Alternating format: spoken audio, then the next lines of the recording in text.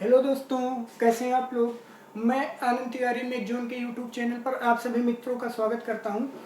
दोस्तों, अपनी क्रमिक चर्चा को आगे बढ़ाते हुए आज हम आपके लिए बहुत ही इम्पोर्टेंट टॉपिक लेकर उपस्थित हुए हैं, जिसका नाम है क्या, संधि। और आप इस बात से एकदम बेफिक्र रहिए, संधि आपको ऐसी बताएंगे कि कोई भी दिक्कत नहीं होगी और आपकी परीक्षाओं में लगभग 3 से 4 क्वेश्चन संधि से मिलेगा ही मिलेगा। ठीक है। और संधि में जो लोग कहते हैं बहुत दिक्कत होती है, व्यंजन संधि नहीं जान पाते या क्या होता है, आप उसके लिए बेफिक्र रहिए। संधि आप बेहतर तरीके से समझेंगे। यहाँ से हम लोग स्टार्ट कर रहे हैं संधि। संधि का देखिए दोस्तों, जो अर्थ होता है, अर्थ क्या होता है, संधि का मतलब होता है मेल। क्या मतलब होता है संधि का? मेल, मेल या जुड़ाव। अब बात ये आती है कि मेल होगा किसका। तो अगर दो जब वर्ण आपस में एक दूसरे से मिलते हैं तो जो विकार या परिवर्तन, विकार को ही परिवर्तन कहते हैं, तो जो विकार या परिवर्तन उत्पन्न होता है उसी को हम लोग संधि कहते हैं। अच्छा, अब बात ये आती है, अच्छा पहले परिभाषा देख लेते हैं। क्या होगी परिभाषा कि दो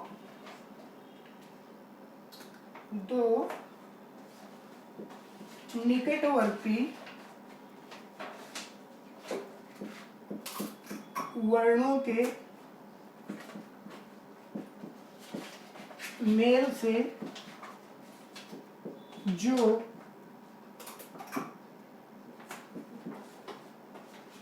विकार या विकार को ही क्या बोलते हैं, परिवर्तन, विकार या परिवर्तन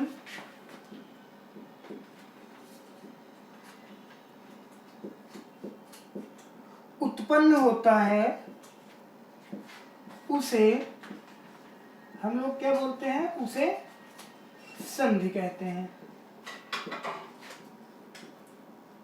उसे संधि कहते हैं। अब कई बार बच्चों को यह दिक्कत होती है कि उनको संधि और समास में, संधि और समास में बहुत कंफ्यूजन रहता है। देखिए, संधि का मतलब क्या होता है, संधि का मतलब मेल, समास में भी मेल होता है। तो अंतर क्या होता है, जो संधि होती है हमारी, जो संधि होती है हमारी, उसमें जो वर्णों का या कहने ध्वनियों का, वर्णों या ध्वनियों का मेल होता है। लेकिन जो हमारा समास होता है, समास का शाब्दिक अर्थ क्या होता है, संक्षेप या संक्षेपीकरण। जो समास होता है उसमें भी मेल होता है, लेकिन किसका मेल होता है, उसमें शब्दों का मेल होता है, उसमें शब्दों का मेल होता है। जैसे मैं कह दूं भारतेंदु, तो भारत धन इंदु, तो भारत एक शब्द हुआ, एक शब्द इंदु हुआ, दोनों मिलकर समासिक पद बनाते हैं क्या, भारतेंदु। तो समास क्या होता है, शब्दों का मेल होता है, जबकि जो संधि होती है हमारी वो वर्णों या ध्वनियों की मेल होती है। अब बात ये आती है कि जो हमारी संधि होती है वो कितने प्रकार की होती है। तो संधि जो होती है दोस्तों हमारी, संधि 3 प्रकार की होती है। संधि 3 प्रकार की होती है। कौन कौन सी? पहला जो होता है वो होता है स्वर संधि, दूसरा जो होता है उसको बोलते हैं हम लोग व्यंजन संधि, और तीसरा प्रकार जो होता है उसको हम लोग विसर्ग संधि का नाम देते हैं, विसर्ग संधि।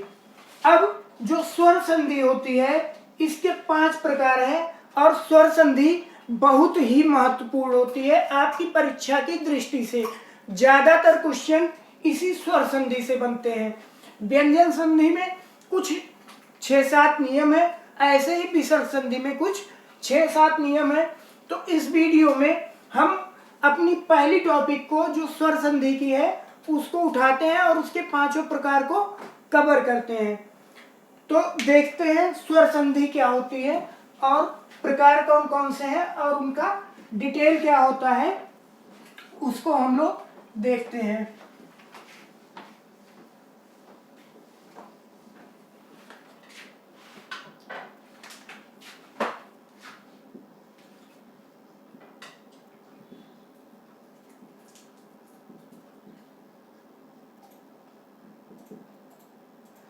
देखिए दोस्तों, स्वर संधि जो होती है, नाम ही आ गया स्वर का, तो मतलब जो पूरा मामला होगा वो स्वरों के बीच होगा।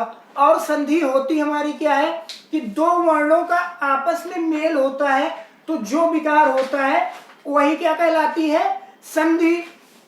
तो स्वर संधि में क्या होगा कि दो स्वर, चाहे वो समान हो या असमान हो, दो स्वर आपस में जब एक दूसरे से मिलेंगे तो उनसे जो विकार उत्पन्न होगा उसको हम लोग क्या बोलेंगे, स्वर संधि। क्या हो जाएगी परिभाषा,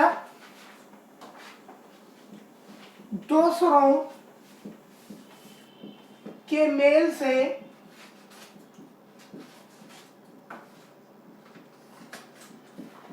जो विकार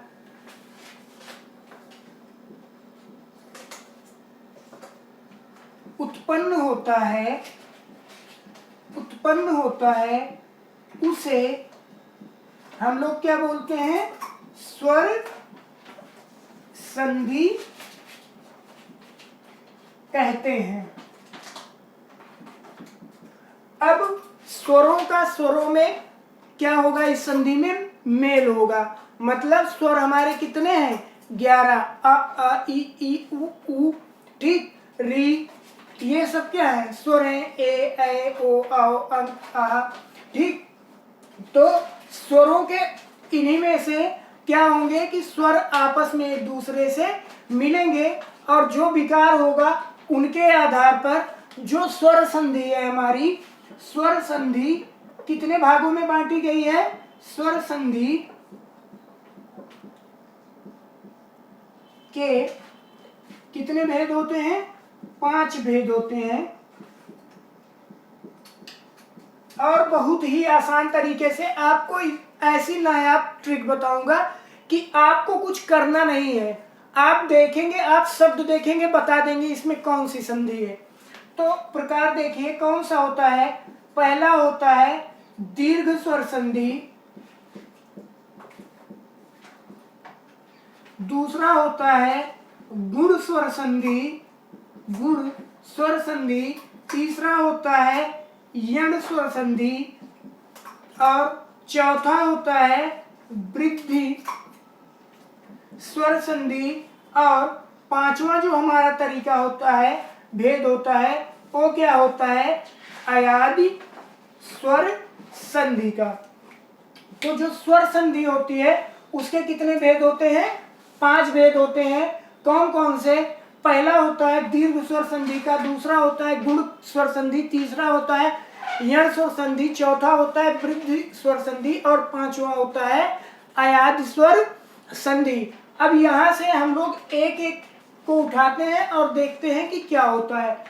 तो यहाँ से हम लोग पहला प्रकार देखते हैं स्वर संधि का, कौन सा, दीर्घ स्वर संधि।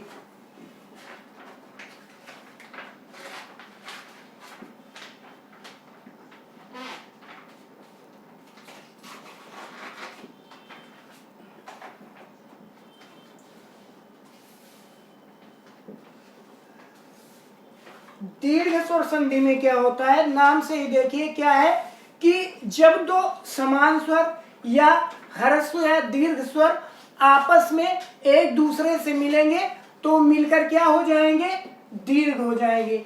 इसका सूत्र होता है, संस्कृत सूत्र क्या, अकः अकः समर्डे, अकः समर्डे दीर्घा। क्या सूत्र होता है, अकः समर्डे दीर्घा, मतलब क्या होगा, दो सवर्ण स्वर। सवर्ण किसको बोलते हैं, दो सवर्ण स्वर। सवर्ण किसको बोलते हैं, समान को, यानी कि दो समान स्वरों का मेल। ठीक, तो फार्मूले से क्या है, अका सवर्ण दीर्घा से, कि दो सवर्ण स्वर समान स्वर मिलकर क्या हो जाए, दीर्घ हो जाते हैं। दो सवर्ण स्वर मिलकर दीर्घ हो जाते हैं। अब ये तो फार्मूला क्या है, अका सवर्ण दीर्घा का मतलब क्या है, कि दो समान स्वर मिलकर दीर्घ हो जाएंगे। अब अगर हम लोग डिटेल में इसकी बात करें तो क्या होती है परिभाषा, कि यदि आ ई उ और री, ठीक, यदि आ ई उ री के बाद, इन सब के बाद वे ही समान, वे ही समान कह दे या कह दे ह्रस्व या दीर्घ स्वर आते हैं तो दोनों मिलकर क्या होते हैं, दीर्घ हो जाते हैं। दोनों मिलकर दीर्घ हो जाते हैं। अगर इसको हम लोग एक ग्राफ में दिखाना चाहें तो कैसे दिखा सकते हैं, आप देखिए, आ ई उ और री, ठीक। अगर इसके बाद वे ही क्या, वे ही ह्रस्व या दीर्घ आपस में आएंगे तो इन दोनों का मेल होगा और बन क्या जाएगा, आ ई उ और बड़ी री, क्या हो जाएगा मिलके, बड़ा आ ई उ और री। और ये होते क्या है हमारे, ये होते हैं दीर्घ स्वर। तो इन दोनों, जब आ ई उ और री के बाद वे ही ह्रस्व या दीर्घ स्वर आएंगे तो दोनों मिलकर क्या हो जाएंगे, दीर्घ हो जाएंगे। उदाहरण देखिए आप, उदाहरण से आपको एकदम स्पष्ट हो जाएगा। पहला उदाहरण हम लोग देखते हैं, और बोला हमने ना कि हर जो संधि है हमारी, उसकी आपको एक नया तरीका बताएंगे। आप देखिए और पहचान जाइए कि कौन सी संधि है। जैसे पहले डिटेल में देखिए उदाहरण, क्या मैं ले लूं पहला ही उदाहरण, भानुदय। अब इसको, ये जो शब्द लिया है हमने भानुदय, तो ये जो शब्द है ये जिन वर्णों के मेल से बना है हम लोग उसको लिख देते हैं। किन वर्णों के मेल से बना है, भ अ न उ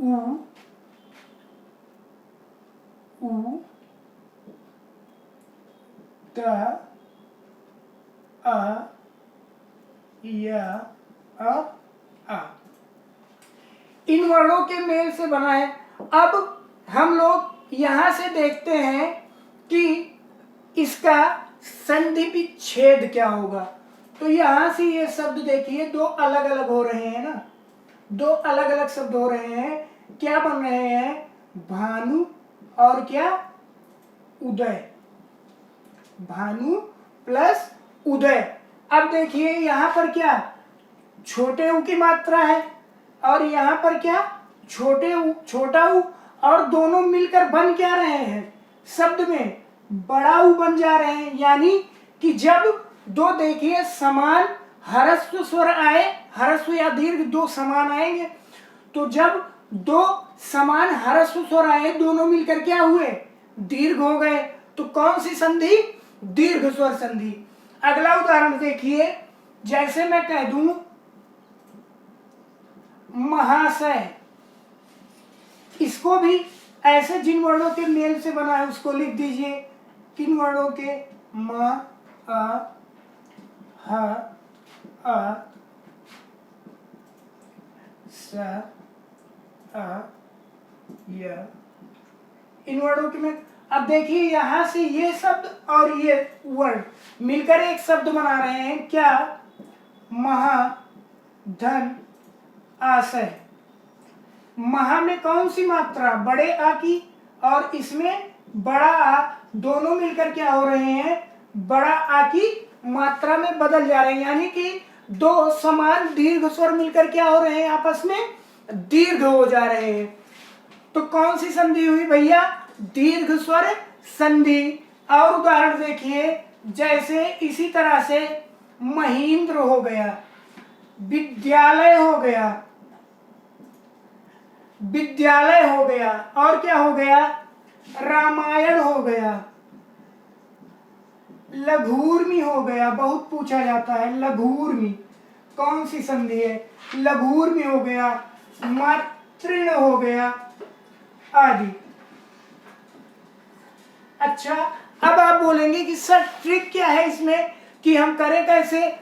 आप ये तो मैंने आपको सीखने के लिए बताया, कुछ ना जानते हो आप शब्दों को खोल दीजिए, किन जिन वर्डों से बने हो, फिर उनसे जो शब्द बन रहे हैं वहां से आप देख लीजिए कि क्या नियम लग रहा है। अच्छा, परिभाषा में हमने क्या बताया कि जब दो समान ह्रस्व या दीर्घ स्वर आपस में मिलेंगे तो क्या हो जाएंगे? हमेशा और हमेशा दीर्घ हो जाएंगे। दीर्घ हो जाने का मतलब उन पर बड़ी मात्रा लग जाएगी, यानी मात्रा कौन कौन सी लगेगी? चाहे वो आ की होगी, चाहे ई की होगी, चाहे ऊ की होगी, और चाहे बड़ी री की होगी। इन चारों की मात्राएं जिन शब्दों में लगी हुई आपको दिखेंगी वहां हमेशा और हमेशा दीर्घ स्वर संधि होगी। जैसे मैं दिखाता हूं आपको, जैसे भानुदय है ना, मात्रा कौन सी लगी है? बड़े ऊ की। महाशय है, मात्रा कौन सी? आ। महेंद्र है, मात्रा कौन सी? बड़ी।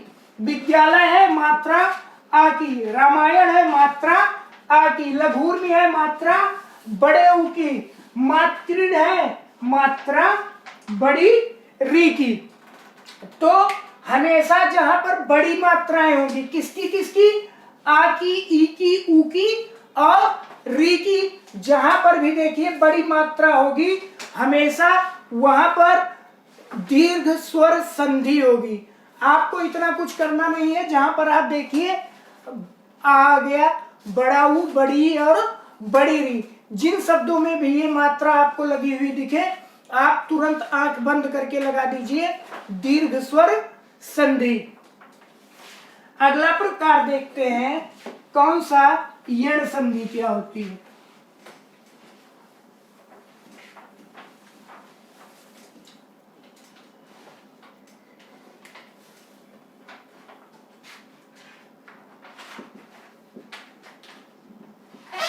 यण संधि, इसका संस्कृत का फार्मूला क्या होता है? इको यणचि। इको यणचि क्या होता है इसमें कि यदि अ ई क्या होता है? इको यणचि। ठीक, यदि इसमें ई उ और री के बाद कोई भी भिन्न स्वर आता है तो ई का या उ का व और जो री होता है उसका रा हो जाता है। क्या होता है? यदि ई उ और री, ठीक, ये 5 वर्ड, इसके बाद कोई भिन्न स्वर आए तो जो ई है, ई का या उ का वा तथा री का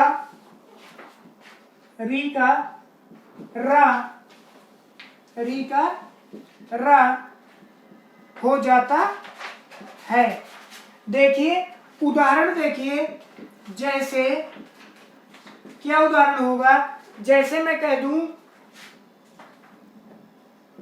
अत्यावश्यक, संधि विच्छेद करिए, क्या हो जाएगी संधि विच्छेद इसकी, अति धन आवश्यक। देखिए छोटी ई है, इसके बाद क्या आया, मतलब ई के बाद असमान स्वर आया ना, तो दोनों मिलकर क्या हुआ, दोनों मिलकर क्या हो गया है, या हो गया है। तो संधि कौन सी हुई, यण स्वर संधि। अगला देखिए क्या, पित्रादेश, क्या होगा संधि विच्छेद, पितृ और आदेश, पितृ धन आदेश। क्या हुआ, पितृ में क्या री, फिर क्या आया है शब्द आ, दोनों मिलकर क्या हो गया है, रा हो गया है। कौन सी संधि, यण संधि। और उदाहरण है जैसे अतियुक्तम,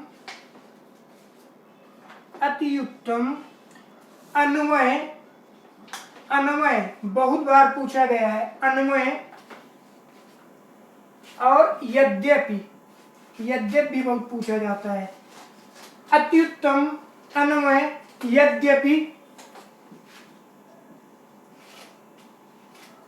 मध्यावल आदि।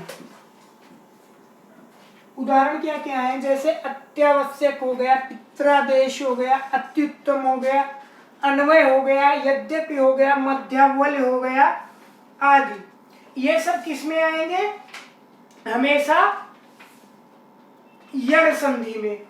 ठीक, फिर इसके बाद हम लोग देखते हैं तीसरा प्रकार जो होता है किसका, गुण स्वर संधि का।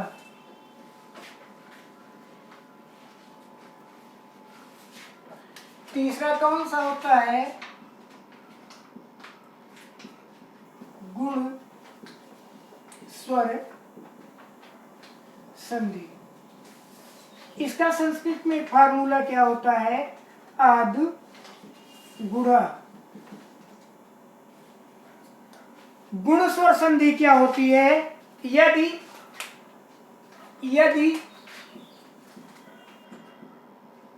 आ या आ, इसके बाद यदि आ या आ के बाद ई क्रमशः कर दीजिए, क्रमशः ई उ वा री।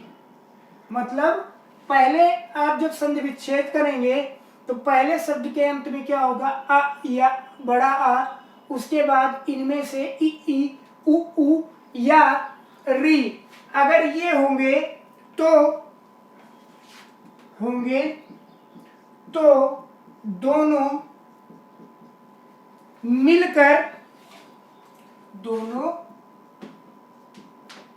मिलकर क्रमशः ए ओ और अर हो जाते हैं। यानी कि अगर आ है आपका, इसके बाद ई आएगा तो ये किस में परिवर्तित होगा, ए में। उ या उ आएगा तो ये किस में परिवर्तित होगा, ओ में। और अगर इसका मेल री से होगा तो ये किस में जाएगा, अर में, अ के बाद क्रमशः ई ए में, उ ओ में और री अर में परिवर्तित हो जाएगा। जैसे देखिए उदाहरण, और गुण स्वर संधि पहचानना बहुत ही आसान है। जैसे उदाहरण देखिए, देवेश, क्या हुआ? देवेश। क्या होगा संधि विच्छेद? देवधन ईस। देखिए आया, इसके बाद क्या? ई, दोनों मिलकर क्या हुए? ए हो गए ना, मात्रा आ गई। जैसे देखिए महेंद्र, क्या होगा संधि विच्छेद? महा धन इंद्र। क्या हुआ? बड़ा आ और ई दोनों मिलकर क्या हुए? ए हो गए।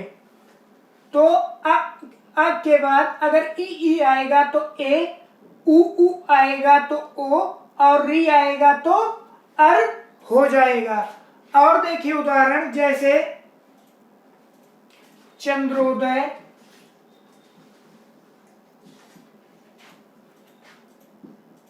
गंगोर्मी, गंगोर्मी,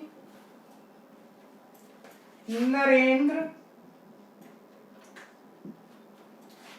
नरेंद्र, देवर्षि, महर्षि आदि। अब गुण स्वर संधि भैया कैसे पहचानेंगे आसानी से आप? तो देखिए इधर ध्यान दीजिए, जिसमें ए की मात्रा, ठीक, या ऊपर क्या होगा? ऊपर आधा रा होगा, जिसमें ए की मात्रा या ऊपर आधा रा होगा, वो शब्द हमेशा गुण स्वर संधि में होंगे। क्या होंगे? हमेशा गुण स्वर संधि में होंगे। जैसे देखिए देवेश में ए की मात्रा, महेंद्र में ए की मात्रा, चंद्रोदय में ओ की मात्रा, चंद्रोदय में ओ की मात्रा, और गंगोर्मी में ओ की मात्रा, नरेंद्र में ए की मात्रा, देवर्षि और महर्षि में आधा रा या री की मात्रा। ठीक, तो ओ, ए या आधा रा की मात्रा जिनमें भी होगी वो हमेशा और हमेशा किन में आएंगे? गुण स्वर संधि में। अगला प्रकार देखते हैं, चौथा प्रकार बहुत ही आसान है। कौन सा? वृद्धि स्वर संधि का। इसको भी पहचानने का आपको बहुत ही अच्छा तरीका बताएंगे। कौन सा? चौथा वृद्धि स्वर संधि। इसका क्या होता है फार्मूला?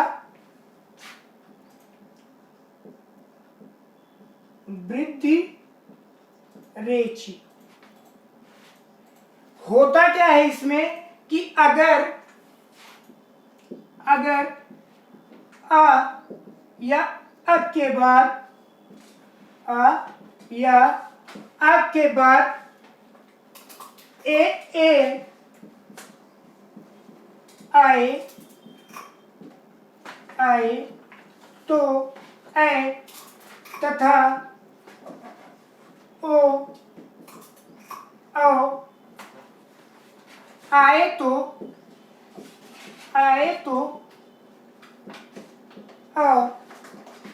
हो जाता है। यदि अ के बाद ए आए तो ए, ओ आएगा तो अ हो जाएगा। जैसे इधर देखिए आप, मैं कोई शब्द ले लूं, जैसे मैं कहूं एक का एक, संधि विच्छेद क्या होगा? एक प्लस एक, आ के बाद क्या आया? ए आया, दोनों मिलकर क्या हुआ? ए हुआ। जैसे महेश्वर्य, महेश्वर्य क्या होगा संधि विच्छेद? महा धन ऐश्वर्य। आ के बाद ए आया, दोनों मिलकर ए हो गए। इसी तरह और उदाहरण देखिए, जैसे सदैव, परमौषध, परमौषध, जलाउध, जलाउध, तथैव, लोकैषणा, लोकैषणा आदि। अब देखिए वृद्धि स्वर संधि आप कैसे पहचानेंगे?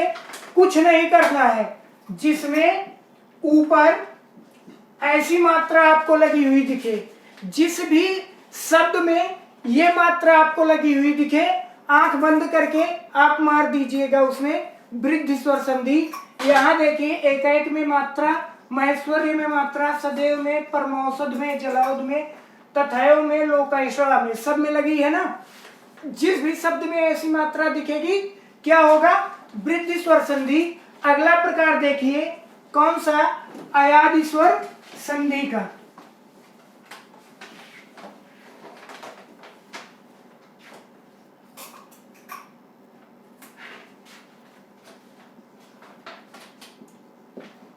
अयादि स्वर संधि। अयादि स्वर संधि में क्या होता है कि यदि ए ओ के बाद स्वरों का मेल जो होता है अगर दूसरे स्वरों से हो तो ए का ए, ओ ए का आए, ओ का औ तथा औ का आ हो जाता है। यदि क्या होता है? ए ओ औ के बाद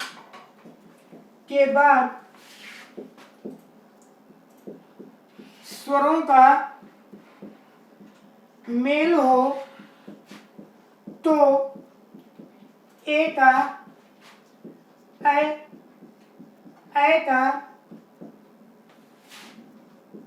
आय,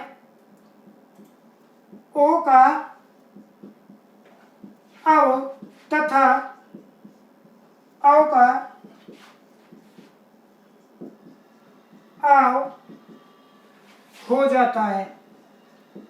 यदि ए ओ के बाद स्वरों का मेल होगा तो ए का ए का आए, ओ का औ तथा औ का आ हो जाएगा। जैसे उदाहरण देखिए, बहुत ही आसान होता है। जैसे मैं कह दूं गायक, उदाहरण देखिए गायक, संधि विच्छेद गायक का क्या होगा? गै प्लस अक, क्या हुआ? ए प्लस आ, दोनों मिलकर ए प्लस आ, दोनों मिलकर क्या हो गया? आय हो गया। ठीक, कौन सी संधि? अयादि संधि। और देखिए जैसे पावक, क्या हुआ? संधि विच्छेद, पैधन अक, ऐधन आ, क्या हुआ? आय। इसी तरह और उदाहरण अया संधि के क्या हैं? जैसे नायक, पावक, पवन, चयन, नयन आदि। अच्छा, अयादि स्वर संधि जो होती है उसको कैसे पहचानेंगे? जिसमें कुछ शब्द ऐसे होते हैं कि कोई मात्रा ना हो और इस तरह के, जैसे गावक हो गया, पावक हो गया, नायक हो गया, तो इस तरह के जो हमारे शब्द होते हैं वे हमेशा अयादि स्वर संधि में आते हैं। तो इस तरह से हम लोगों ने देखा स्वर संधि और उसके पांचों प्रकार। हम आशा करते हैं कि आपको स्वर संधि बेहतर तरीके से समझ में आई होगी। मिलते हैं अगली वीडियो में, व्यंजन संधि की चर्चा करेंगे।